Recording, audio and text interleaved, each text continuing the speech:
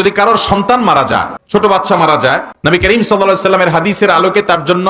দুটি সুসংবাদ আছে। যদি কোনো আল্লাহর বান্দা তার সন্তান দুনিয়া থেকে চলে গেছে, এইজন্য সে সবর করে, এইজন্য সে ধৈর্য ধারণ করে, হাহুতাশ না করে, মালাকুল মউতকে গালিগালাজ না করে, ভাগ্যকে গালিগালাজ না করে, জামা কাপড় ছেঁড়াছেড়ি, ভাঙচুর, বুক ছাপলানো, মাথায় আঘাত করা, গালে আঘাত করা, এরকম অসহনশীলতার কোনো কাজ না করে, বরং আল্লাহর ফয়সালাকে যদি সে মেনে নেয়, হাদিসে আসছে আল্লাহ রাব্বুল আলামিন তখন ফেরেশতাদেরকে বলবেন যে আমার বান্দার সন্তানকে তোমরা নিয়ে এসেছো, তার কলিজার টুকরা তোমরা নিয়ে এসেছো,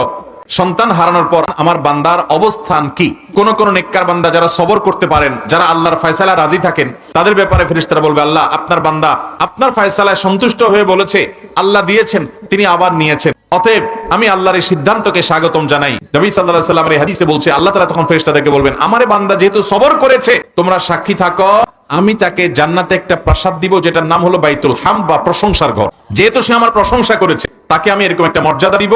যে মর্যাদাটার নামই দেওয়া হবে প্রশংসার প্রাসাদ।